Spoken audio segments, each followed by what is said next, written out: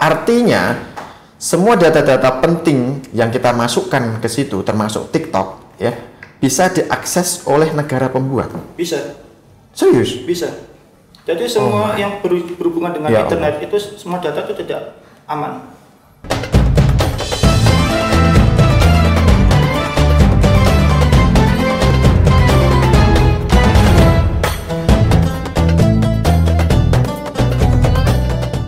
Podcast Manis bersama Mutiara Ramadan.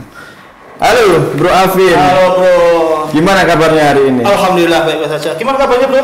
Saya juga baik dan saya haus karena sebentar lagi kita mau berbuka ini. Wah, mantap itu Bro. Sudah siap apa? Es doger kah? Insya Allah Siap ya? Insya Allah siap. Ada. Ada es doger ada. Nanti ya di sini kita join ke rumahmu ya. Oke, siap. Oke, ada es doger, ada es apa ya? Pusing-pusing ada juga.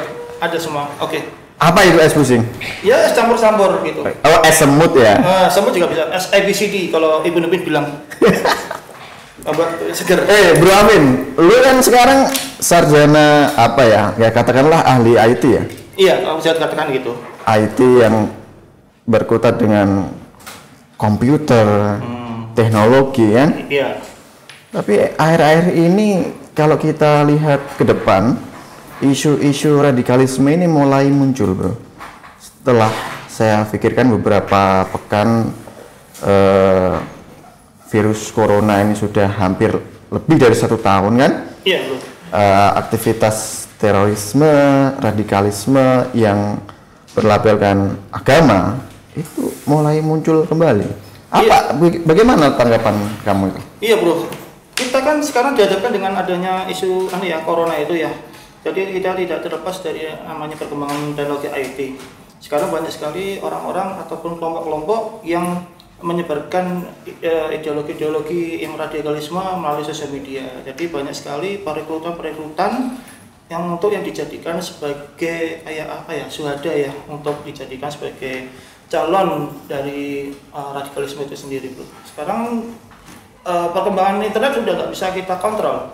Nah, disinilah kita untuk mengontrolnya itu. Ya, berarti poin titik pentingnya adalah media sosial dan internet. Iya. Jadi itu adalah media yang paling efektif yang sementara ini digunakan oleh terorisme untuk menyebarkan aksi-aksi teror di dunia. Begitu lah. Betul.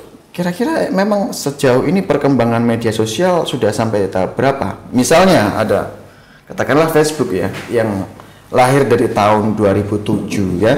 Artinya sudah lebih dari 13 tahun Facebook berkiprah. Kemudian ada Pet, mungkin setelah Facebook ada Twitter, kemudian ada apalagi yang akhir ini yang paling banyak peminatnya adalah TikTok mungkin ya. TikTok. Saya nggak tahu apa media sosial yang terbaru ya, yang sangat breakthrough. Terobosan-terobosan apa sosial media yang akan digunakan oleh teroris dalam menyebarkan paham-paham radikalisme? Nah, di sini kalau sekarang kita banyak sekali ya, bro, yang media sosial yang bertumbuh ya, banyak yang tumbuh itu. Betul. Mungkin mereka ini secara kita garis saja secara efektivitasnya aja, efektif. Kita sekarang dakwah melalui media sosial secara efektif, murah meriah. Dakwah melalui media sosial. Nah, dakwah dalam media sosial, dalam radikalisme biasanya disusupi oleh suatu ideologi yang sangat ekstrim. Oke, secara teknis bagaimana dakwah melalui media sosial? Apakah karena kita tahu media sosial isinya adalah visual, tulisan, gambar, foto atau video? Apa yang kamu pahami? Terorisme menggunakan alat media sosial. Nah, sekarang ini kan kita lihat juga ya di dalam Facebook, dalam WhatsApp. Sekarang kita tidak pungkiri ya, kita bangun tidur yang kita lihat adalah WhatsApp. Kita ada Facebook.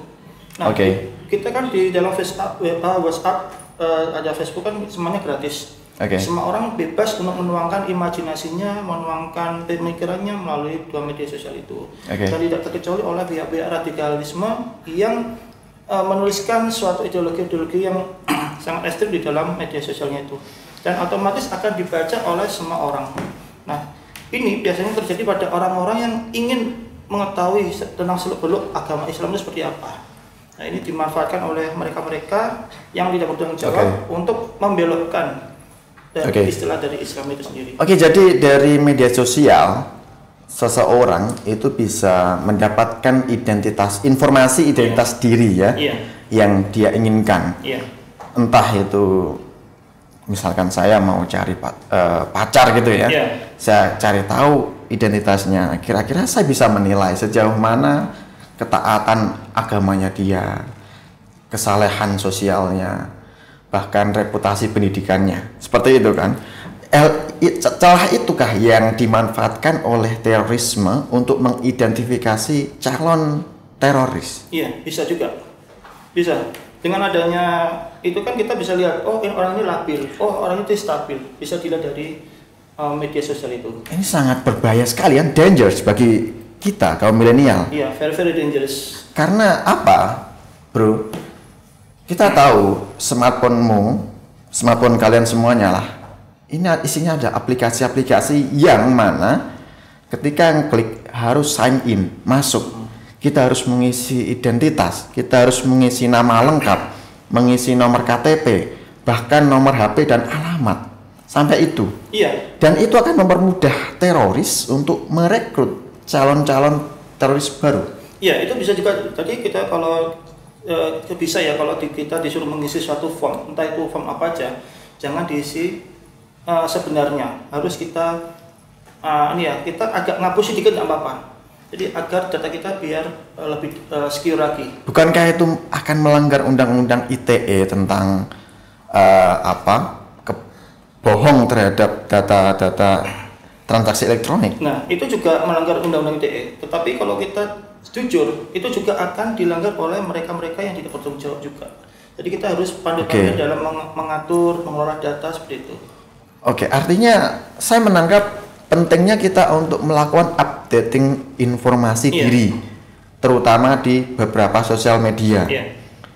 Kalau bisa data tersebut adalah bukan menggambarkan sesuatu yang real tentang diri sendiri, tapi bukan realitasnya kita, gitu. Boleh, dan itu dibolehkan. Bisa juga. Nah, biasanya orang-orang kalau dalam radikalisme itu mereka akan melihat mereka ya secara gamblang, mereka curhat di dalam Facebook, kemudian mengisi datanya secara lengkap, itu berarti kan mereka belum stabil dalam emosinya, dan ini mudah sekali untuk dimanfaatkan mereka dengan cara tadi mereka diajak terus, kemudian dicek otak, kemudian akhirnya direkrut jadi anggotanya seperti itu. Hari ini bro, kita kan puasa ya? Iya bro. Kita bulan Ramadan, mau memasuki minggu kedua lah, jalan kedua. Saya mengamati sosial media dari tahun ke tahun, banyak generasi milenial, generasi Z juga, mereka memiliki kecenderungan bahwa menonton video pendek itu lebih sering dilakukan daripada menonton video panjang. Nah, itulah peluang yang ditangkap oleh TikTok, ya. Saya pikir TikTok ini kan bukan buatan Indonesia, bro ya. Semua sosial media yang kita gunakan adalah buatan non-Indonesia, ya. Artinya semua data-data penting yang kita masukkan ke situ, termasuk TikTok, ya, bisa diakses oleh negara pembuat. Bisa. Serius? Bisa. Jadi semua yang berhubungan dengan internet itu semua data itu tidak aman. Jadi bisa juga data itu di-share. Seperti itu. Jadi negara pembuat TikTok misalnya itu akan bisa mampu mengolah data itu, mencari peluang, mencari kesempatan, baik itu untuk melumpuhkan, berbuat jahat terhadap negara yang dituju. Itu bisa juga. Kayak Facebook ya, sekarang Indonesia ini ya banyak sekali kena retas-retas ya atau hacker ya. Betul. Jadi kalau dari orang kiri mereka juga memasukkan data-datanya. Mungkin mereka memasukkan data, kemudian dia nggak logout ataupun nggak mengupdate tentang keamanannya juga bisa. Nanti kita kan seperti itu juga. Aplikasi ke situ. Apa bro lalu bro antisipasi yang bisa kita lakukan? Meskipun gini, iya itu TikTok itu bukan produk Indonesia, tapi masyarakat Indonesia boleh dong menikmati TikTok gitu kan.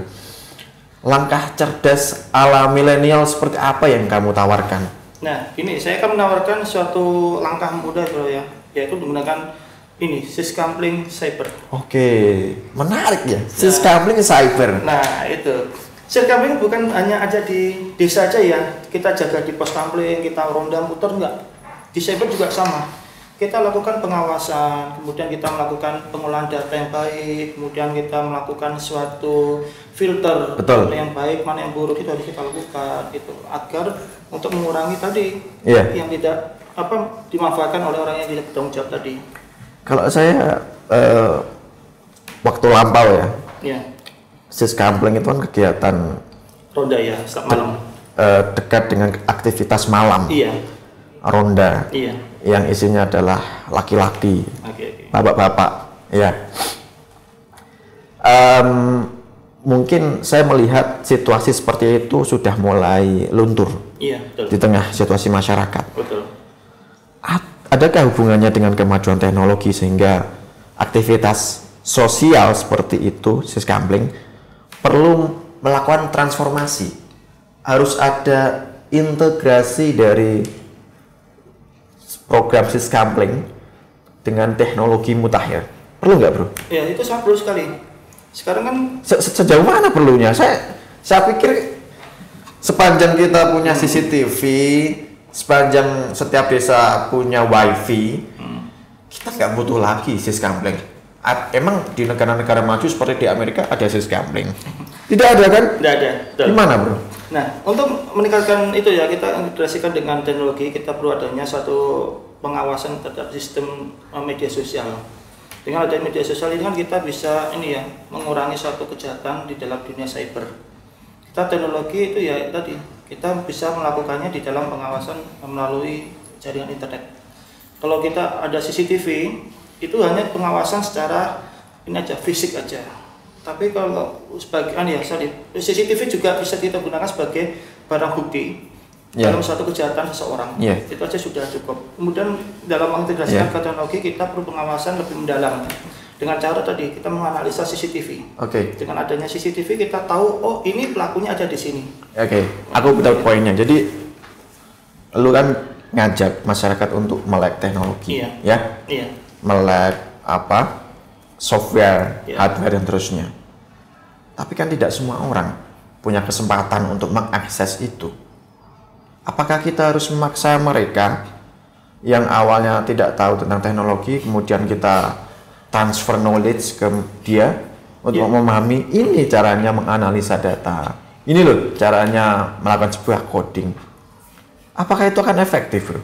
Ya, saya rasa ya mungkin efektif juga ya, karena sekarang milenial kan sudah lebih pandai ya daripada kita dulu. Ya, dulu belum ada teknologi, sekarang sudah ada teknologi, semua diakses oleh namanya suatu teknologi apalagi di dalam internet. Jadi kita mau nggak mau harus kita paksakan agar integritas dalam teknologi informasi ini sangat berjalan dengan baik dan benar. Saya kemarin baca surat kabar mengenai perkembangan teknologi cyber syscambling ini. Ada kaitannya dengan peace generation. Apa itu sebenarnya peace generation? Nah, itu ada suatu organisasi, bro, itu yang ada di USA, mereka itu tadi melopor sebagai pelopor tentang pendidikan perdamaian, bro. Nah, di dalam peace itu fokusnya adalah untuk pendidikan perdamaian. Mereka membuat suatu materi, suatu kampanye atau suatu konten yang perdamaian, pendidikan perdamaian. Untuk mengkampanyekan aksi perdamaian bagi anak-anak muda, siswa-siswi kita, gitu ya. Akan tidak terjerumus gitu ya. Sekarang pergaulan yang luar biasa sekarang, bebas gitu, bro. Jadi melalui cyber syscambling ini harapan kamu itu adalah untuk meminimalisir dan mengantisipasi tindakan-tindakan buruk yang terjadi di sekitar kita itu melalui cyber syscambling. Kira-kira bagaimana gambaran cyber syscambling ketika itu sudah berjalan di tengah-tengah masyarakat? Adakah peralatan yang harus dibutuhkan teknis misalnya? Di sisi lain pemerintah sekarang sudah go dengan program satu desa satu wifi, Jadi seluruh desa akan terkoneksi dengan wifi. di sisi lain desa itu ketika melek teknologi yang rendah, dia akan mudah disusupi oleh hacker, betul. pembobol data. Betul. Lalu ini kan malah justru menambahi masalah, bro. Nah, iya, hari ini pun yang namanya nyaru utang belum selesai kan? Iya. Masih ditambah masalah lagi. So kapan ini hutang akan segera lunas sebelum datang masalah lagi, sebelum datang cicilan lagi? Nah ini kan program yang menurut saya ini nggak masuk akal dan perlu biaya yang cukup tinggi gitu. Gimana, bro? Nah ini ya, kita dalam melalui perkembangan informasi itu juga ada konsekuensinya. Tadi diantara tadi kita harus berani menyediakan satu biaya untuk mengatasi pasi ini. Kemudian juga ada kendala-kendala tadi ya, kejahatan semakin bertambah dan sebagainya. Nah itu peran serta kita aja secara individu, secara sukarela untuk melakukan pengawasan. Kita membantu Polri dalam pencegahan itu. Dengan cara tadi, kalau ada yang situs-situs yang berbau yang tidak baik ya, misalkan pornografi, radikalisme, langsung aja kita catat alamatnya, kemudian langsung kita laporkan ke pihak yang berwajib. Seperti itu ya. Jadi ada upaya-upaya khusus yang harus dilakukan oleh masyarakat desa setelah melalui tahap pengembangan. Dan kalau kita kaitkan, apakah ini bisa bekerja sama dengan misalnya tadi Peace Generation? Sebenarnya dia fokusnya ke apa saja sih Peace Generation itu? Mereka fokusnya adalah ke pendidikan perdamaian ya, jadi kayak konten. Jadi konten-konten perdamaian, jadi bagaimana cara mendidik anak yang baik, bagaimana cara mendidik pergaulan yang baik dalam suatu komunitas seperti itu, bro. Mungkin ada beberapa situs-situs yang menurut kita itu tidak layak untuk ditonton oleh anak-anak, ya. Tapi masih ada pangsa pasar cara untuk membobol situs yang di banned. Betul. Misalnya VPN. Lalu sejauh mana cyber siskamling itu berperan untuk menanggulangi misalnya situs-situs berbau radikalisme, pornografi, kekerasan, dan seterusnya? Nah, gitu bro. Di dalam cyber siskamling ini kita tidak pendidikannya bro ya, karena kita tahu perkembangan teknologi informasi. Misalkan ini diblokir, nanti mereka bermutasi lagi ke bentuk lain. Tapi sama. Kontennya sama, hanya beda alamat. Nah, kita selalu melakukan pengejaran terus, pengawasan terus setiap hari. Kita juga sharing-sharing. Juga di YouTube sudah ada namanya YouTube Kids ya, itu juga untuk khusus anak. Tapi di dalam konten-kontennya juga banyak terdapat yang ini ya untuk anak-anak usia di atas 13 plus gitu ya. Nah itu perlu kita lakukan pengawasan. Jadi dari situlah cyber siskamling ini penting ya? Iya, sangat penting sekali bro. Untuk melindungi anak kita, adik-adik kita, untuk dari perbuatan-perbuatan seperti itu tadi ya. Radikalisme, pornografi ataupun yang berbau yang tidak bertanggung jawab tadi. Yang terakhir bro, kalau karena ini bulan Ramadan, bro. Kira-kira apa sih faedah yang bisa kita dapatkan di bulan Ramadan ini dengan menerapkan tadi strategi dulu tadi menyampaikan bahwa cyber siskamling itu ada strategi khusus untuk menanggulangi radikalisme, terorisme, bahkan aksi-aksi kejahatan yang lainnya. Apa faedah di bulan Ramadan ini, bro? Kita kan lagi puasa nih. Iya, bro. Kita juga lagi nahan lapar nih kan. Dan ya ini kan langkah kita untuk beribadah, ikhtiar agar apa? Kita menjadi manusia yang menuju ke takwa gitu kan. Betul, bro. Nah, apa faedahnya kita menerapkan cyber siskamling ini misalnya di bulan Ramadan ini? Karena kita tahu kan setiap hari kita dianjurkan untuk beribadah, membaca Quran, menolong orang, berinfak, sedekah, dan masih banyak hal yang lainnya. Apa faedahnya? Nah, gini, tadi sudah Anda katakan tadi, kita di bulan puasa kan berlomba-lomba untuk mencari pahala, kebarokahan, keberkahan. Nah, di dalam kegiatan cyber siskamling ini kan kita bisa meminimalkan nilai-nilai dampak negatif dari cyber tadi.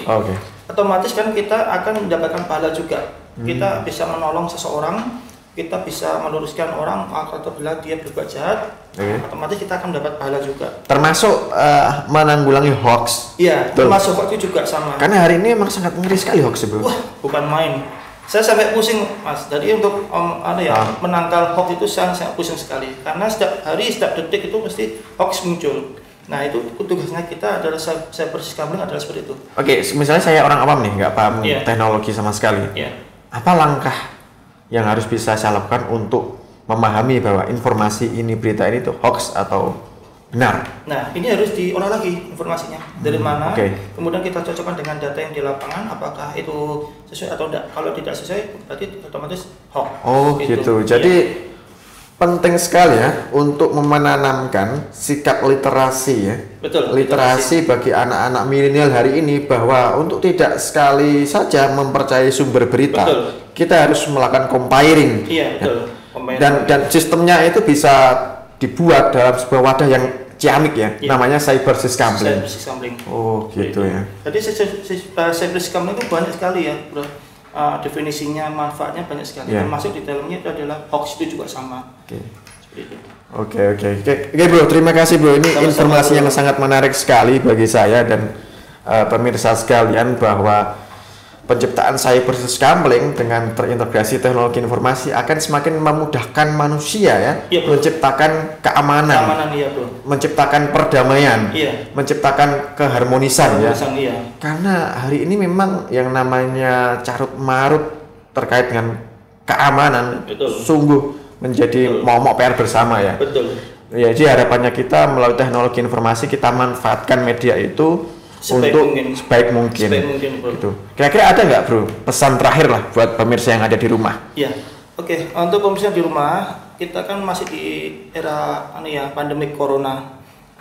Kita tahu sendiri sekarang pemanfaatan media sosial itu sangat beragam.